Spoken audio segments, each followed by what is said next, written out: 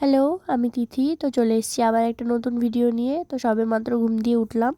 তো আজকে একটু ছুটি ছিল। আজকে কোথাও যাওয়ার নেই। আজকে সারাদিন বাড়িতেই থাকবো। তো সেই জন্য ভাবলাম তোমাদের সঙ্গে শেয়ার করি আমি সারাদিন বাড়িতে কি কি করি। কিন্তু আজকে কাজটা অনেকটাই কম অন্য দিনের তুলনায়। তো হয়তো সবটা শেয়ার করা হবে না। যেটুকু করি অন্য দিনের থেকে আজকের দিনটা একটু আলাদা। তো সেই জন্য সকাল সকাল উঠে বিছানা গুছিয়ে নিলাম। আর তারপর আমাদের এদিকে একটু বই টই এলোমেলো হয়েছিল, তো সেগুলো গোছাচ্ছিলাম। আর কিছুদিন ধরে আমার কলেজে এক্সাম চলছিল, তো সেই জন্য বাড়ি থাকা হয় না।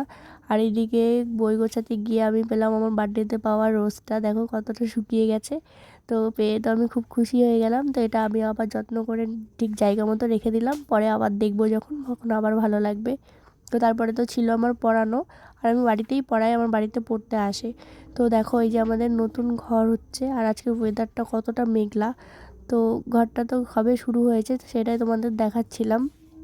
তো অনেক কিছু ভেঙে ফেলা হয়েছে, মানে আগে যেই ঘরগুলো ছিল অনেক কিছুই ভেঙে ফেলা হয়েছে, আরও আস্তে আস্তে ভাঙা হবে। আর এই নতুন ঘরটা হচ্ছে। তো পুরোপুরি যখন হবে তখন আবার তোমাদের সঙ্গে শেয়ার করব। তো তারপরে স্নান টান করে নিলাম, অনেকটাই লেট হয়ে গেছে।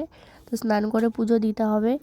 তো সকাল থেকে পুজো দেওয়া হয়নি এখনও, আর মা একটু কাজে ব্যস্ত, তো সেই জন্য স্নান টান করে তাড়াহুড়ো করে এখানে পুজোটা দিয়ে নিলাম। সকাল থেকে এখনও খাওয়াও হয়নি, তো সেই জন্য একবারে দুপুরে খেতে বসেছি। আজকে হয়েছিল ডাল আলু ভাজা, আর হচ্ছে এঁচোড় হয়েছিল মাংস দিয়ে। তো তারপরে শুয়ে শুয়ে একটুখানি কার্টুন দেখতে দেখতে ঘুমিয়ে পড়েছিলাম। তো বিকালে মা বললো একটু দরকার আছে, রেডি হওয়া, বেরোতে হবে।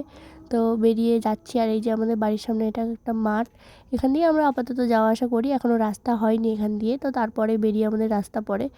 আর মায়ের সঙ্গে যাবো, আর সেখানে গিয়ে ওয়েট করতে হবে না, এটা তো হতেই পারে না।